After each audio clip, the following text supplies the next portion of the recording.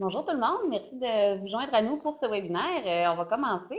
Mon nom est Martine Fortin, je suis coordonnatrice de projet à la COCSIDA et vous êtes bel et bien au webinaire sur le manifeste de Montréal 30 ans plus tard.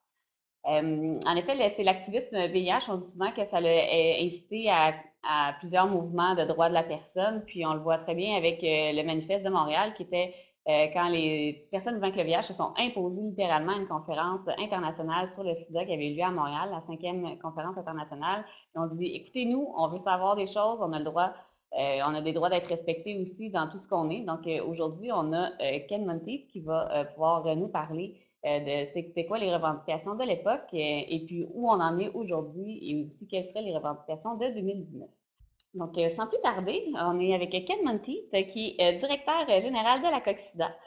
Ken est formé en droit et a travaillé dans le secteur communautaire jeunesse et le secteur VIH-Sida. Il participe activement à la recherche, surtout sur des projets concernant la qualité de vie des personnes vivant avec le VIH et la prévention auprès des hommes ayant des relations sexuelles avec des hommes. Il détient des diplômes en relations industrielles, en droit civil et en droit commun de l'Université McGill et était membre du barreau du Québec de 91 à 2001 quand il a démissionné pour dévouer toute son énergie à son travail de lutte contre le VIH. Ken a été diagnostiqué avec une infection au VIH en stade avancé en 97. Donc, je te remercie beaucoup d'être avec nous, puis je te laisse la parole. Merci beaucoup. Oh, Oups, je vole le on va punch. commencer.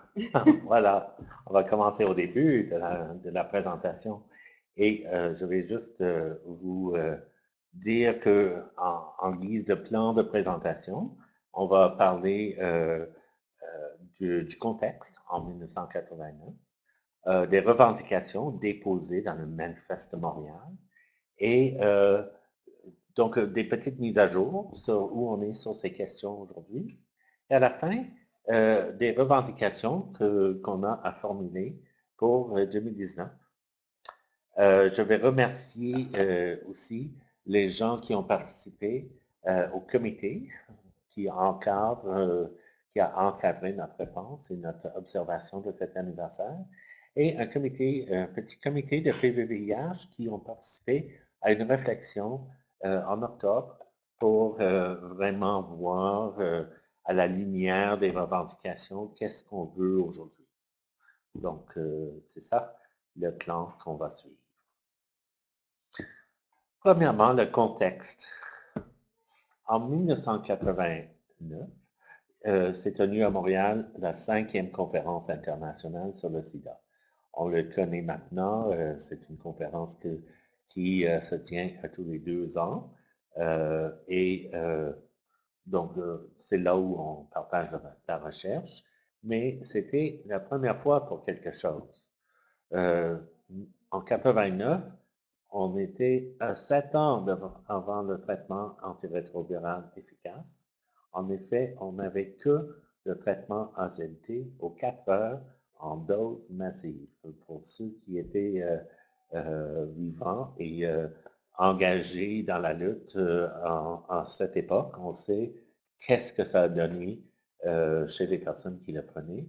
On peut imaginer avec un dosage aux 4 heures, ça ne donnait pas beaucoup de sommeil. Euh, il y avait une augmentation, donc le nombre de morts du sida était en augmentation à cette époque, et jusqu'à 96. Euh, on notait aussi la lenteur de l'implication gouvernementale. Bien que le CDC aux États-Unis a commencé à constater le problème en 81, ça faisait jusqu'à 87 avant que le président Reagan le mentionne officiellement. Donc, et l'investissement était lent aussi, tant aux États-Unis qu'au Canada. L'activisme, donc, lors de cette conférence, ACT UP New York et AIDS Action Now de Toronto se sont joints à des mouvements naissants à Montréal, Réaction SIDA et ACT UP Montréal, pour envahir la conférence. Donc, ils se sont introduits dans la conférence scientifique pour faire le point que on ne fait rien pour nous sans nous. Et c'était un point très intéressant. Et depuis, toutes les conférences internationales qui portent sur le sida ont une place pour les personnes vivant avec le VIH et c'est comme ça que ça doit être. Donc, ils ont profité de leur présence pour déposer le Manifeste de Montréal, qui était une série de revendications portant sur les enjeux qui touchaient les personnes infectées et affectées par le VIH.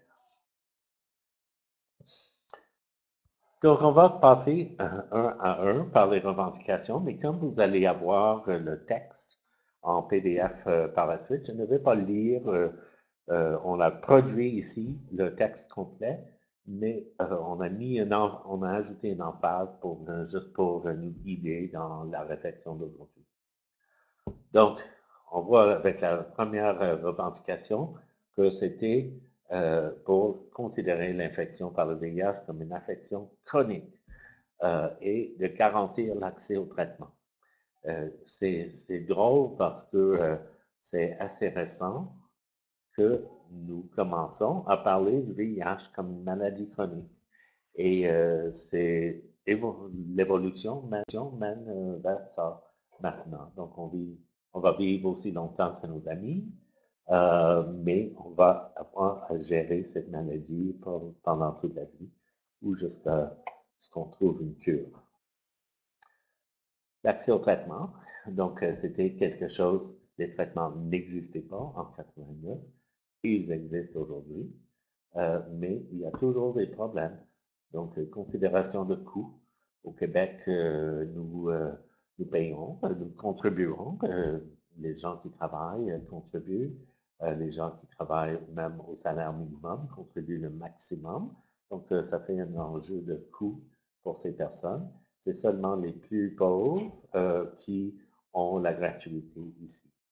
Ailleurs au Canada, c'est semblable, sauf en Colombie-Britannique et Alberta, il y a la gratuité des ARV, mais pas tout le reste.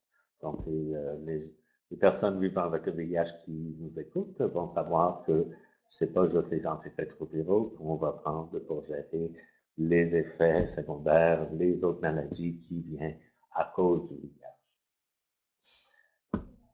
Donc, il y a des différences entre provinces et ça veut dire qu'il y a des différences pour déménager d'une province à l'autre aussi, qui cause un problème d'accès. Des enjeux pour les personnes marginalisées. Il faut avoir sa carte soleil ici si on veut avoir la gratuité ou être sur le régime public. Et ça se perd facilement quand on n'a pas de prix et difficile à récupérer. Donc, en plus, on peut nommer des personnes qui sont sans statut sur le territoire, qui n'ont aucun accès au traitement ni aux soins. Et dans le monde, on note que seulement 62% des personnes vivant avec le VIH dans le monde ont un accès au traitement. On est très chanceux ici au Québec que seulement les très marginalisés n'ont pas accès et ce sont des choses qu'on peut travailler et qu'on travaille actuellement pour atteindre le 100% d'accès, mais dans le monde, c'est une question de finances et on va arriver avec d'autres revendications plus tard. Comme deuxième revendication, que les États doivent prendre note que le VIH n'est pas facilement transmissible et donc de mettre fin aux craintes irrationnelles sur la transmission. On dirait qu'on est un peu toujours là aujourd'hui. Oui. Donc les craintes sont toujours là. Il y a des campagnes d'information qui sont très peu présentes maintenant. Après l'énoncé suisse en 2008, ça prenait, donc l'énoncé suisse étant la première fois que des scientifiques ont dit qu'une personne traitée efficacement ne transmet pas le VIH à ses partenaires sexuels. Ça prenait, ça a pris 10 ans avant que les autorités de santé publique commencé à l'affirmer publiquement. Donc, au Québec, c'était en 2018 où on a affirmé qu'avec une charge virale en bas de 200 copies, donc c'est pas juste indétectable, mais en bas de 200 copies, par millilitre, on ne transmet pas par voie sexuelle. Et donc, on peut voir ici le look de la campagne de la Coxida dont on est très fiers pour l'expliquer. Donc, il y a des initiatives, on a vu les campagnes de Montréal sans sida ou de l'Agence de la santé qui étaient aussi contre la stigmatisation, contre les préjugés. Je pense Montréal sans sida, il y a un visuel qui dit « Ah, je mangerai pas avec une personne qui vit avec le VIH » ou « Je n'irai pas manger chez elle, comme partager la vaisselle ». C'est comme on est encore là-dedans activement. En effet. Donc, il y a beaucoup d'efforts, mais ce sont des efforts récents. Et nous, on s'inscrit un peu dans la campagne, je vais revenir à l'autre. On s'inscrit dans la campagne qui a été développée aux États-Unis de I égale I. Ce qui est intéressant, c'est que c'est une campagne commencée par des personnes vivant avec le VIH qui partagent des nouvelles. Il y a des centaines d'organismes à travers le monde qui ont signé, qui se sont inscrits dans cette campagne. On est fiers d'être parmi eux. Donc, on parle de droits de la personne. C'est une question qui nous est très chère chez nous à la Coxida. Nous avons un secteur droit et un service VIH Info droit. Mais donc, en appelant pour un code qui affirme et protège les droits des personnes vivant avec le VIH, et il y a une énumération de 15 sous-catégories, sous-revendications. Donc, on va les aborder un par un. Premièrement, des lois interdisant toute discrimination en matière d'emploi, de logement, d'accès aux services. C'est certain que les lois existent, mais en pratique, donc sur papier, ça existe, mais en pratique, il y a toujours de la discrimination vécue par des personnes vivant avec le VIH. Donc, les cas de discrimination, on les observe. À titre d'exemple, les formulaires pré-embauche qui excluent des personnes vivant avec le VIH des emplois pour aucune raison valable. Deuxième, que les personnes atteintes du VIH doivent jouer un rôle actif. C'est ça qu'on connaît par le terme JIPA et MIPA. Donc, ce sont des acronymes? Ah oui!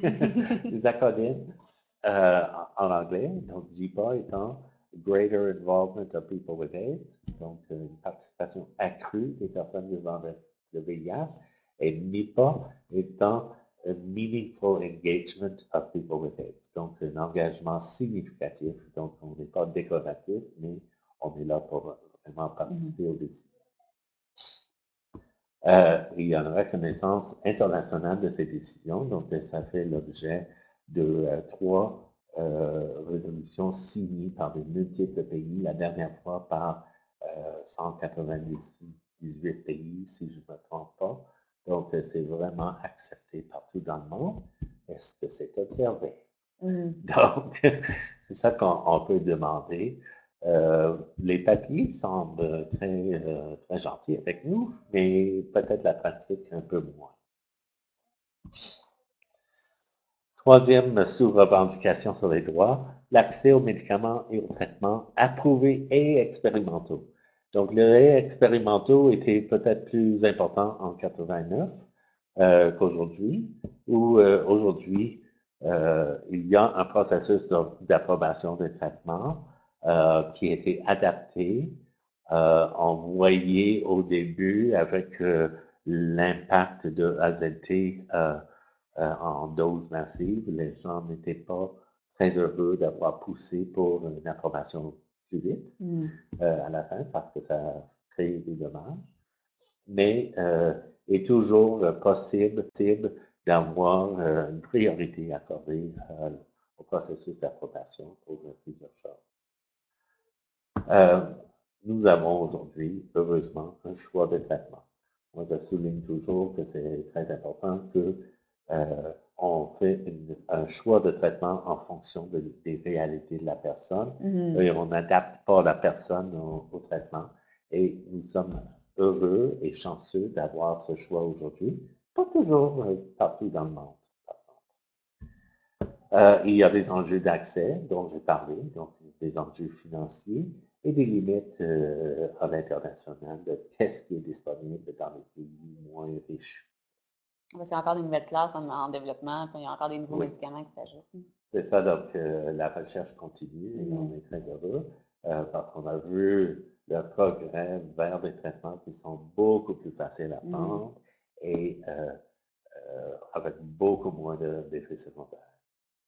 Donc, en termes d'enjeux d'accès, il y a des populations précaires dont on a parlé. Et à l'international, il y a des limites sur ce qui est disponible dans certains. Quatrième sous-revendication sur les droits, l'anonymat ou le secret absolu concernant le dépistage et le counseling avant et après les épreuves. Nous n'avons pas nécessairement beaucoup d'anonymat. La plupart des gens qui sont diagnostiqués ici au Québec le sont par leur médecin de famille. Donc, c'est confidentiel, mais pas autant anonyme. Mhm. En plus, avec notre habitude d'encourager les gens à se faire dépister pour l'ensemble des ITSS en même temps, c'est pas vraiment possible de se faire dépister anonymement pour les autres ITSS. Donc, si c'est tout fait ensemble, ça complique les choses.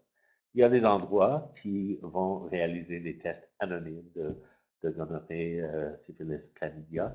Ils ne sont pas supposés, mais ils s'adaptent pour les personnes qui fréquentent les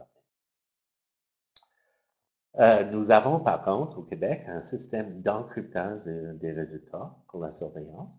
Donc, il n'est pas possible de trouver le nom de la personne sur une liste quelque part.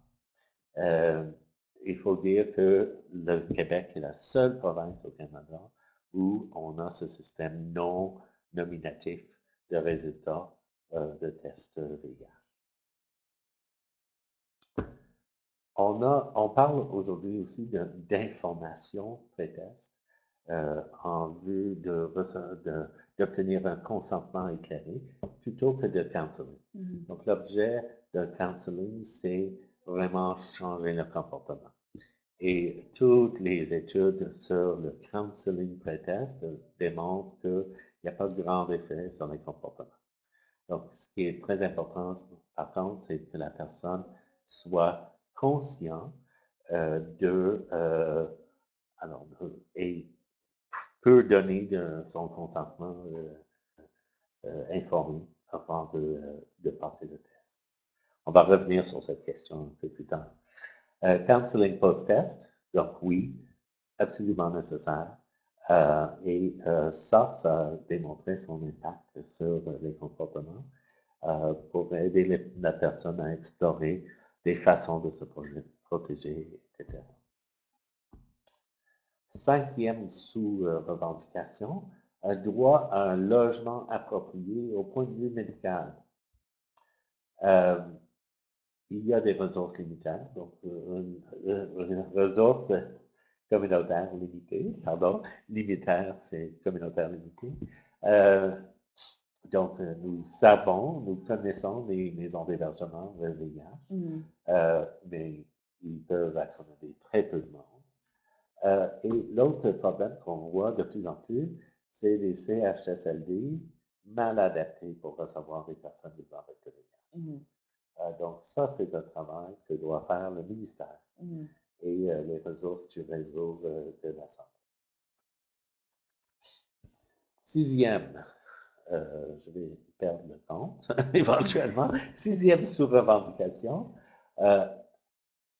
interdiction de toute restriction sur les déplacements internationaux ou des mouvements migratoires. Il faut dire qu'on n'a pas réussi avec ça. Aux États-Unis, il y avait enfin une fin d'interdiction de voyage de personnes vivant avec le VIH, d'étrangers vivant avec le VIH, en 2009 seulement. Donc, on a commencé la levée de l'interdiction sous George W. Bush et ça a été complété sous Obama. Donc, pas d'enjeu de le remettre en place, encore, en tout cas, avec le nouveau président. mais plusieurs pays interdisent les séjours de 3 mois et plus. Donc, c'est souvent si on va étudier, si on va travailler à court terme, c'est ça, où on exige un test et on exclut des personnes vivant avec le VIH. Il faut ajouter aussi qu'il y a des pays qui interdisent même la visite, le tourisme de personnes vivant avec le VIH. Donc, il y a certains pays que vous pouvez imaginer, vous voulez éviter. Le Canada exige le dépistage au VIH pour tous les immigrants et réfugiés. Et ça, donc on va revenir sur cette question de consentement encore, mais le Canada, jusqu'à récemment, a dit si les coûts de votre suivi médical dépassent le moyen sur 10 ans d'un Canadien ordinaire, vous représentez un fardeau excessif et vous êtes exclu du Canada. Ça a changé récemment, donc on dit maintenant 3 fois le coût d'un Canadien ordinaire est acceptable. Donc, avec les traitements génériques, ça fait en sorte que c'est beaucoup plus facile à entrer au Canada, mais quand même, il y a cette évaluation d'une personne comme un fardeau pour le système. Alors, on va revenir sur ça certainement. Donc, fardeau excessif. 7e, le Code doit garantir le statut légal des relations gays et lesbiennes. Hey, on a fait quelque chose. Donc, mariage entre personnes de même sexe partout au Canada depuis 2005. Ça a pris seulement 16 ans après le manifeste de Montréal. Et beaucoup d'actions de la part de plusieurs personnes, dont un membre de notre comité qui a étudié cette manifeste. Donc, mariage entre personnes de même sexe est disponible et reconnu dans 28 autres pays dans le monde. C'est magnifique. Mais il y a beaucoup de pays aussi où l'homosexualité est illégale et punissable, et de temps en temps punissable par la mort. C'est bien? Oui, on a perdu H. Donc, le Code doit interdire en tout temps le dépistage obligatoire. Donc, on revient sur la question de consentement. Donc, les guides de dépistage au Canada, au Québec, précisent le consentement éclairé. Par contre, et on parle souvent d'offres systématiques de dépistage versus dépistage systématique. Donc, la différence, c'est je passe beaucoup de temps dans les réunions à insister sur cette différence et sur le respect de ce langage, parce que des dépistages systématiques, c'est on passe le test à moins que vous objectez. C'est comme opt-out. Mais offre systématique de dépistage, c'est comme une invitation. Et donc, c'est une pratique pour les médecins à développer pour inviter le monde à faire un opt-in pour le test. On peut parler des tests pour les femmes enceintes. Québec est encore, je pense, la seule province au Canada où c'est supposé d'être opt-in, alors que nous savons que dans beaucoup de cas, le test est administré sans le consentement explicite de la femme. Et donc, on a eu des employés de la Coxida qui avaient cette expérience d'être enceinte et d'être dépistés sans leur consentement explicite.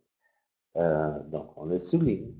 Oui, c'est très important d'avoir ce dépistage, mais on insiste sur le consentement. Donc, il y a des bonnes raisons de l'avoir, mais c'est consentement. Et soulignons aussi le dépistage obligatoire pour les immigrants et les réfugiés au Canada. Donc, ça ne suit même pas le guide du gouvernement fédéral sur le dépistage du VIH.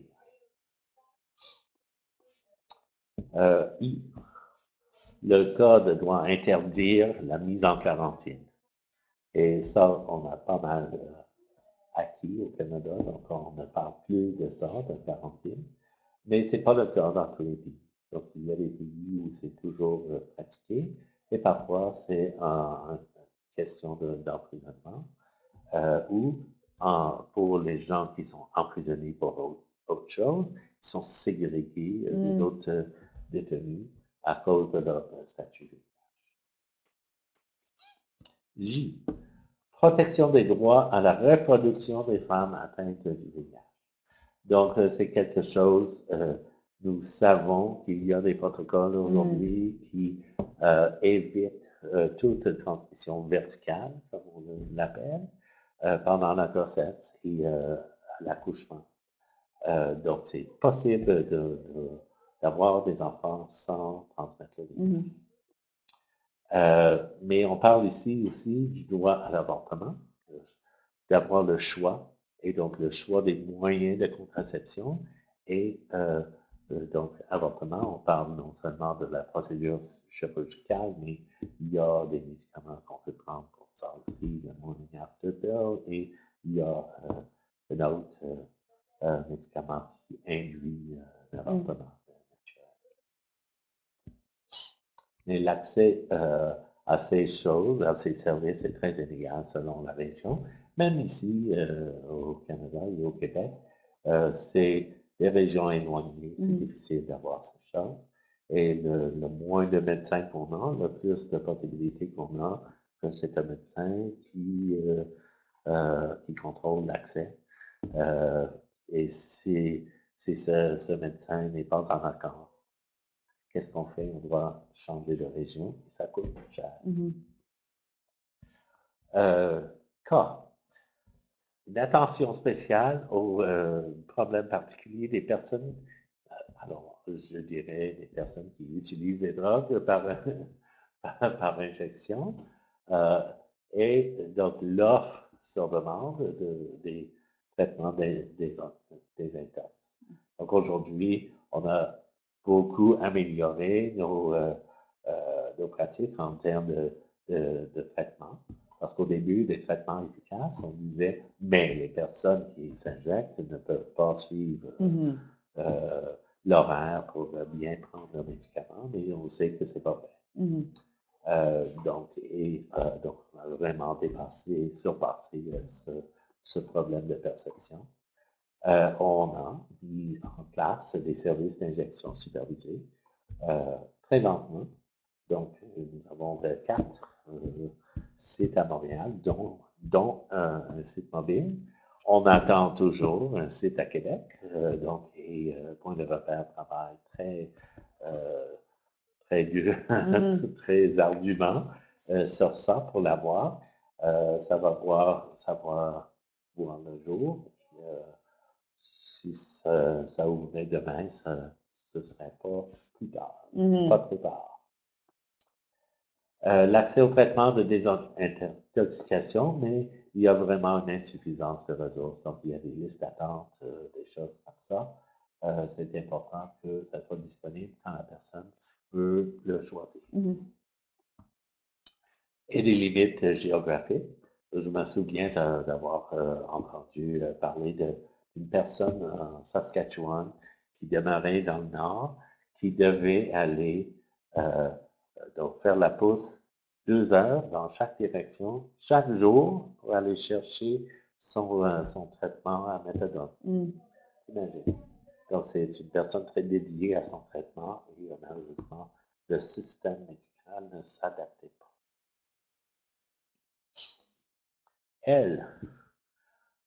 Attention spéciale aux problèmes particuliers des prisonniers et accès aux soins et aux traitements.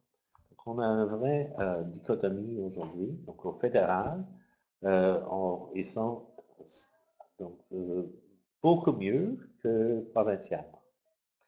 Donc, il y a l'offre de dépistage à l'entrée et en cours de séjour.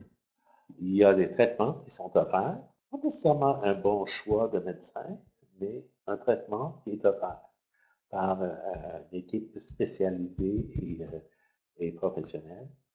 Il y a des programmes de seringues en implémentation actuellement, donc c'est excellent.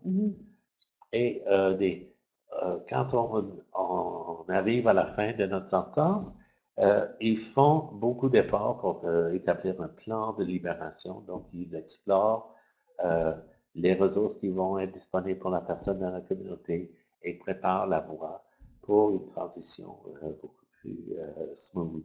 Mm. Au provincial, c'est très variable.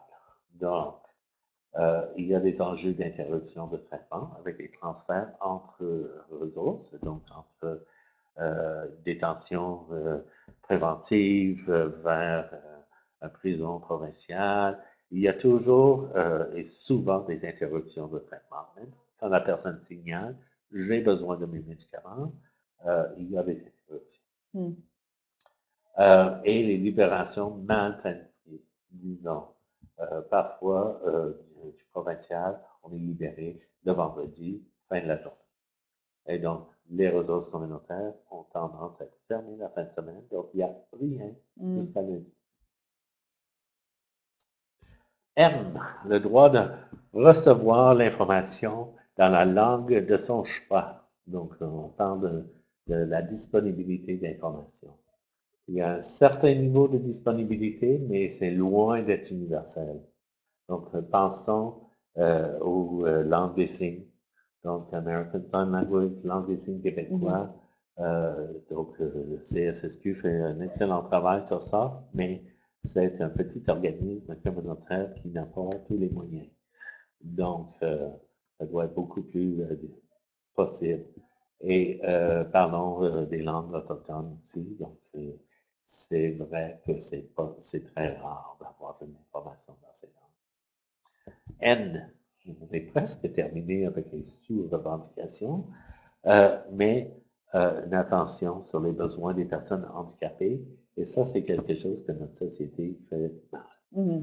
Donc, on n'a qu'à penser du nombre de stations de métro qui sont accessibles par ascenseur. Mm. C'est très peu et c'est partout au Canada.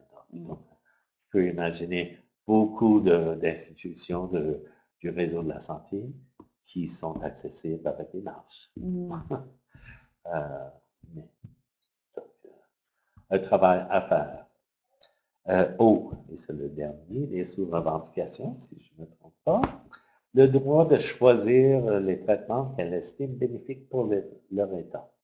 Donc, des alternatives thérapeutiques sont généralement disponibles au Québec et au Canada. Il y a parfois des restrictions reliées au coût. Donc, des tout nouveaux médicaments rentrent souvent comme médicaments d'exception. On doit prouver certaines conditions afin d'y avoir accès. Le système hybride au Québec, la RAMQ et les assurances collectives, crée des inégalités. Parfois, les assurances collectives couvrent plus, mais aussi le rythme de paiement est différent. Donc, on peut parler de nos assurances à la Coxida, où, en effet, pour janvier, février, mars, je vais payer des sommes énormes pour mon traitement, et ça va être gratuit parce que j'arrive à la limite annuelle assez vite. La RAMQ, c'est espacé sur 12 mois, mais quand même, on peut penser à des personnes qui travaillent au salaire minimum et 80 quelques dollars par 93 dollars par mois. C'est vraiment pas facile avec un salaire bas. Et dans quelle mesure, on peut se demander dans quelle mesure que les médecins écoutent les patients dans leur choix de traitement. Revendication numéro 4. Hey! Mettre sur pied une banque de données internationale où on a des renseignements concernant les médicaments, les traitements, les résultats de la recherche et les progrès dans les essais cliniques. Donc, l'information scientifique circule généralement très bien avec plusieurs conférences régulières dédiées aux questions du VIH-Sida, des effets secondaires, des infections opportunistes, etc. La recherche privée manque de transparence parce que les recherches menées par des compagnies pharmaceutiques ne sont pas nécessairement publiées, surtout s'ils ne sont pas favorable. Mhm. Donc, on devrait avoir un registre quelque part où tous les essais cliniques, les résultats soient publiés. Mhm. 5. Les essais cliniques avec placebo sont contraires à la déontologie médicale. Ça, c'est une grande réussite de l'activisme VIH. Et ça bénéficie tout le monde. Donc, lorsqu'il y a un traitement prouvé qui fonctionne au moins en partie, ça doit être contre ça qu'un nouveau médicament est mesuré. Parce qu'on ne peut pas permettre aux gens d'être non traités et surtout à l'aveugle non traités quand il existe un traitement. Donc, c'est un grand acquis d'activisme. À l'international, les standards éthiques peuvent ne pas être suivis. Donc, avec autant de rigueur, selon la source du financement, donc, disons, recherche privée, et dans des pays d'accueil qui ne sont pas à un niveau à faire respecter les droits de leur population. 6. Uniformiser l'homologation des médicaments et des traitements. Donc, l'homologation des médicaments demeure une question de souveraineté nationale dans la plupart des pays, dont le Canada. Donc, il faut accepter aux États-Unis, ça prend notre propre processus pour l'approuver. Et souvent, les compagnies vont présenter aux États-Unis parce que le marché est plus lucratif aux États-Unis. L'OMS, l'Organisation mondiale de la santé, arrive parfois à favoriser une vision plus globale, donc surtout pour les pays qui ne peuvent pas se doter d'un gros programme scientifique d'homologation. L'OMS sert ce rôle et étudie et fait des recommandations. 7. Des programmes d'éducation, surtout sur les relations sexuelles et les pratiques plus sûres, non seulement sexuelles, mais en partage d'aiguilles. Aujourd'hui, il y a beaucoup de programmes d'éducation et de prévention qui existent. Il y a des défis de ressourcement, surtout, donc il y a plein d'organismes communautaires de lutte contre le VIH qui font des choses, mais face à l'ensemble du système scolaire qui ne fait pas des cours d'éducation sexuelle, qu'est-ce qu'on fait? On ne peut pas remplacer tout le système scolaire. Il y a des défis d'universalité, mais aussi d'adaptation de ces choses. Donc, on a parlé des langues, mais c'est culturellement adapté aussi. Qu'est-ce qu'on fait pour pouvoir le faire? Et les enjeux d'illégalité qui freinent les efforts dans plusieurs cas. Donc, soit au Canada, soit à l'international. Donc, on parle surtout au Canada et Québec en termes d'utilisation de drogue. On ne peut pas vraiment, on n'a pas le droit de montrer aux gens comment s'injecter de façon sécuritaire, même si ça se fait, souvent par les pairs. Mais à l'international, c'est même à parler de sexe entre personnes de même sexe où c'est illégal. Criminalisation des populations les plus exposées, c'est ça qu'on parle. 8, je vois le temps filer, hein? Tenir compte de l'inégalité des femmes dans la société. Vraiment, on peut constater que malgré certains progrès, au niveau d'égalité, les femmes font toujours face à des défis, des barrières systémiques et cette égalité a des impacts négatifs sur leur santé. La recherche continue à favoriser des solutions faites sur mesure pour les hommes et rarement pour les femmes. Donc, ça cause des problèmes d'accès plus loin parce qu'on ne peut pas dire que ça fonctionne pour les femmes. Abus thérapeutiques, mais les femmes sont également souvent réduites à leur capacité de reproduction et non pas vues comme des personnes entières. C'était pas.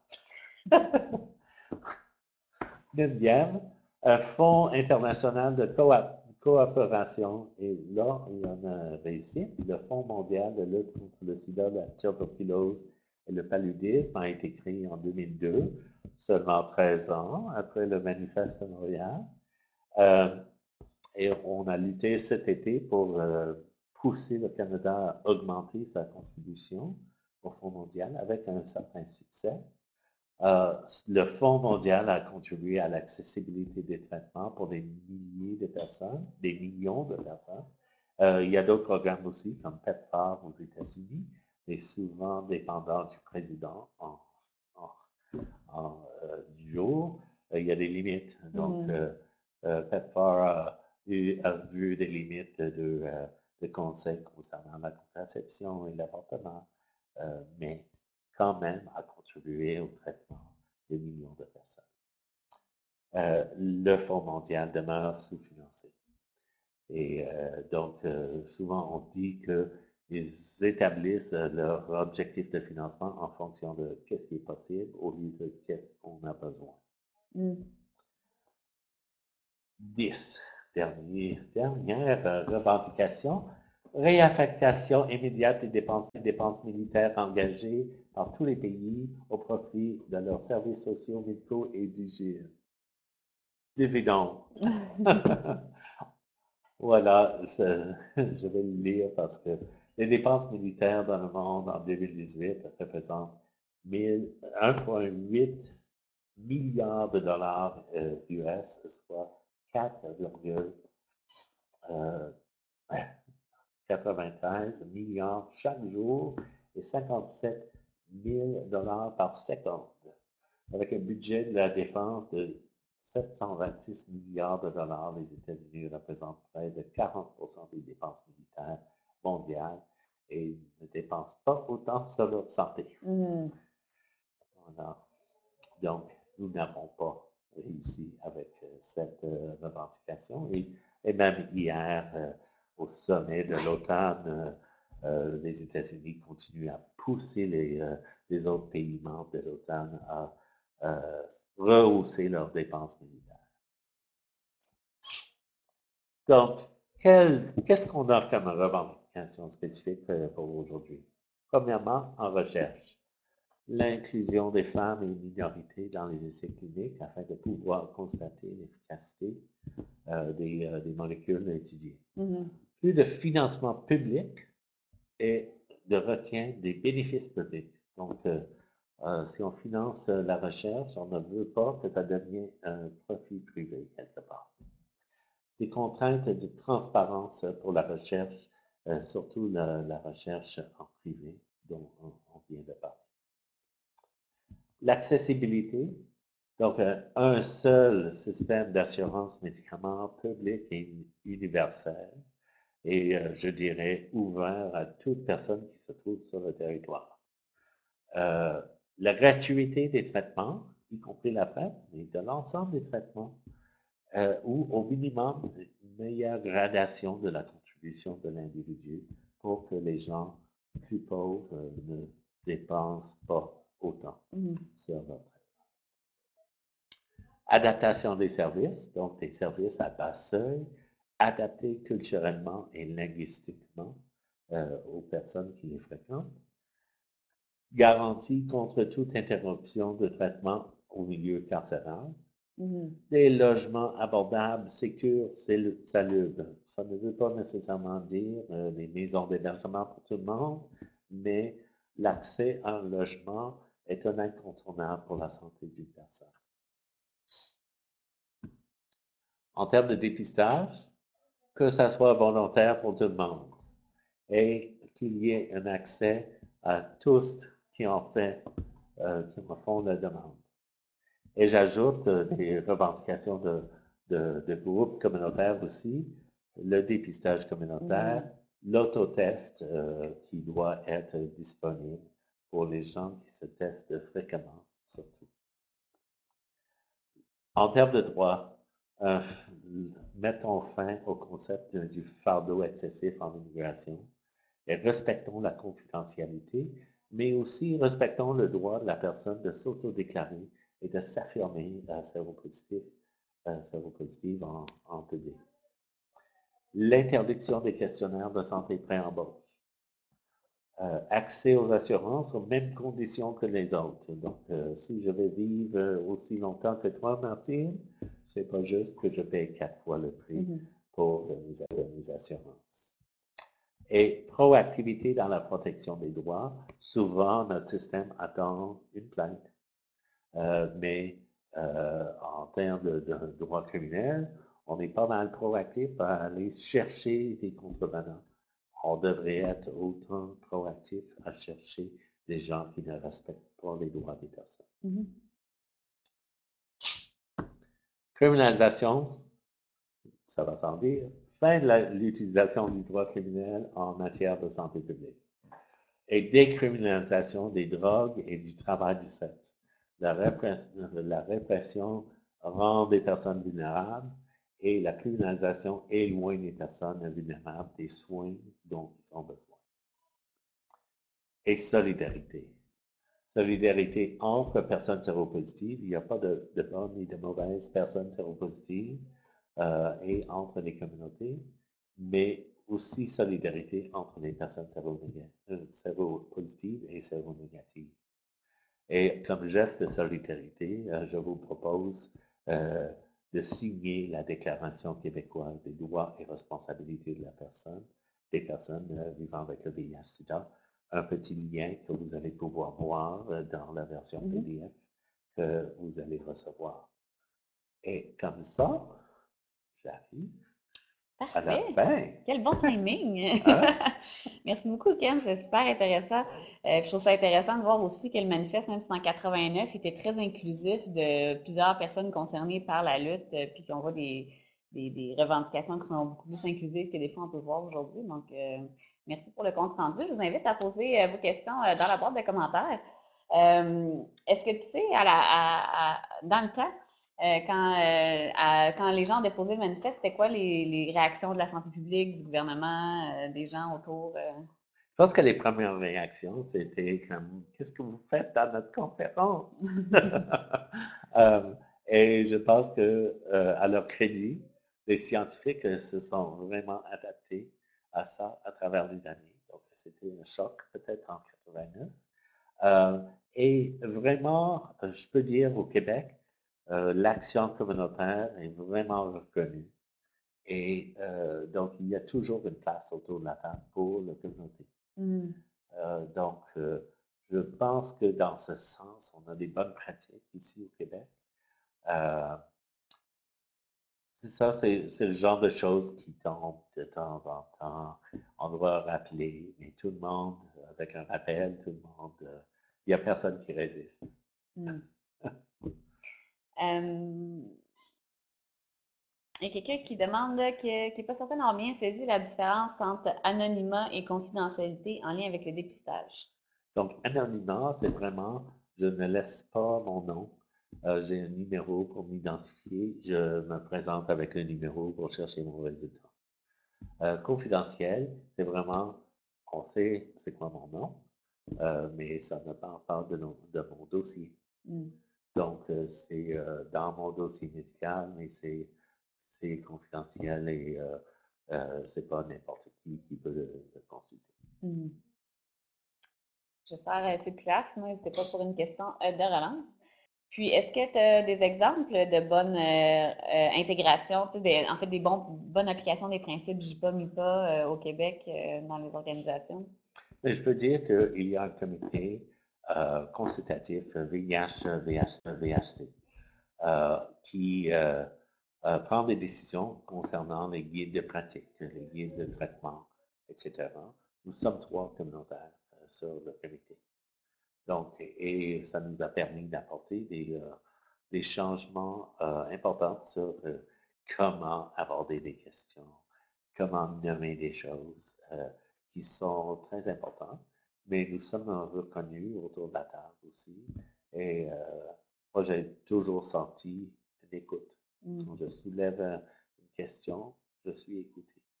Je pense pour les pratiques des organismes communautaires, c'est une chose que la COCTILA exige de ses membres, une représentation significative et appropriée des personnes vivant avec le VIH au CA de l'organisme.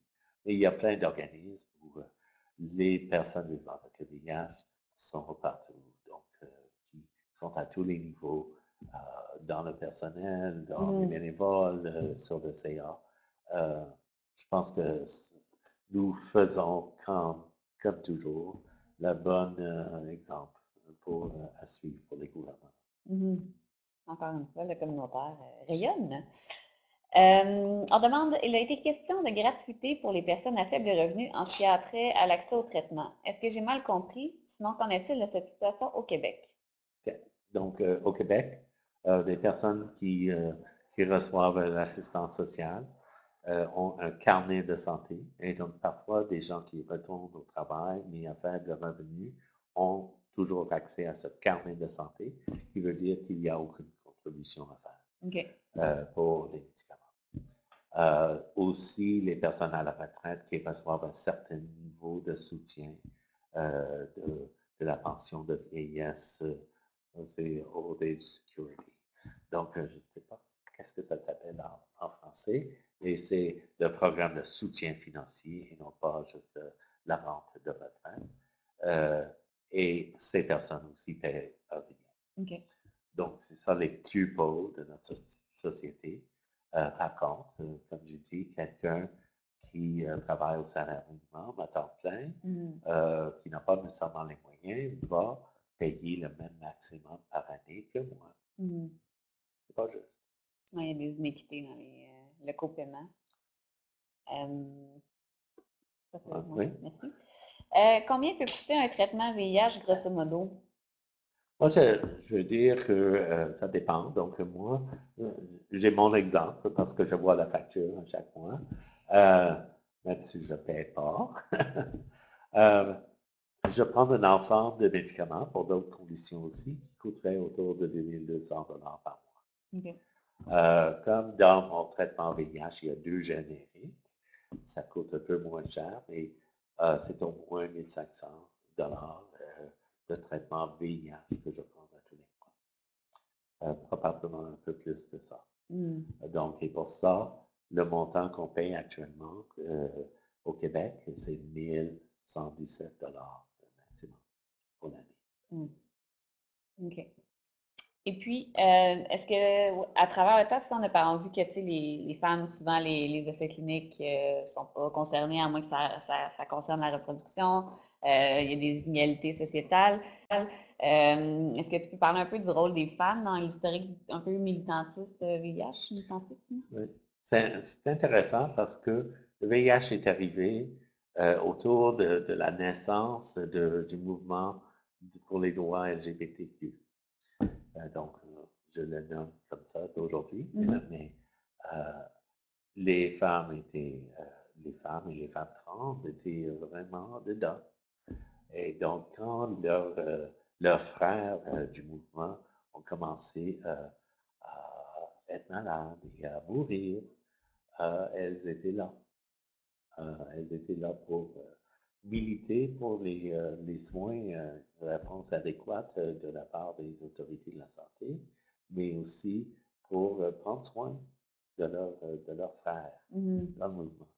Je pense que c'est comme ça qu'on a eu un mouvement si fort au début, c'est que ça a pris l'énergie de ce mouvement naissant des droits LGBTQ et ça l'a transformé en quelque chose de très spécifique sur la santé des Mhm. personnes. Ouais, puis on a vu aussi à AIDS 2018, la conférence internationale, par la revendication des femmes, finalement, d'avoir accès à un nouveau traitement Oui, de lutter. Je ne sais pas si c'est possible de résumer un peu. oui, en effet. Donc, c'était une question de nouveau traitement et euh, c'était recommandé pour tout le monde, sauf les femmes en âge de procréation. Mhm. Et c'est les femmes africaines en âge de procréation qui ont dit, nous, on va décider ce qu'on peut prendre. Mhm. Donc, on a vu les résultats des études, nous sommes prêts à assumer les risques. On veut ce médicament qui fonctionne mieux et qui ne nous donne pas d'effets secondaires que l'alternative nous donne. Et je pense j'espère que tous les hommes engagés dans le mouvement soutiennent ces femmes aussi. Oui. On peut voir le tout dernier exemple ici en termes de prêt. Donc, il y a la compagnie qui introduit une nouvelle version de son prêt et qui ne l'a étudié que sur les hommes. Oui, donc c'est pas encore recommandé pour les femmes de C'est donner ça. Puis par rapport à l'historique de revendication aussi, est-ce qu'il y avait l'implication, le rôle des régions à l'extérieur Québec-Montréal, est-ce que c'est documenté dans le dépôt du manifeste?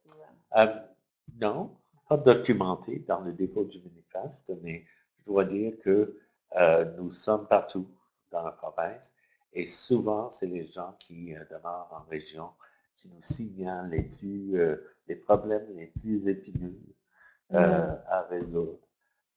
Souvent, ces gens, par souci de confidentialité, voyagent jusqu'à Montréal pour avoir leur traitement. Il faut dire que j'ai aussi vu des gens qui voyagent d'autres provinces à Montréal pour avoir leur traitement par souci de confidentialité dans leur province. Mais c'est certain que c'est c'est dans les endroits où il n'y a pas beaucoup de PVVH qu'on va vivre les plus de difficultés. Oui. Donc, je les salue. Et j'espère que nous faisons ce qu'on peut pour aider et soutenir ces personnes. Absolument. Puis peut-être une dernière question, comme le temps file. Deux questions un peu similaires qui se rejoignent en fait. Tu as parlé du droit de choisir les traitements et des alternatives thérapeutiques. Quelles sont ces alternatives plus précisément? Et l'autre question est liée par rapport, parce que les avancées suggèrent effectivement l'arrivée d'un traitement par injection mensuel prochainement. Est-ce que les injections pourraient faciliter l'accès au traitement en facilitant la prise quotidienne et en diminuant les coûts? C'est intéressant. Je vais commencer par la deuxième question, les injectables. Parce je pense qu'il y a deux écoles ou deux aspects, deux façons de le voir. Premièrement, j'ai des gros soucis par rapport au consentement au traitement. Donc, parce que ça offre la possibilité de traiter avec une injection par mois ou par 2 mois sans que la personne consente.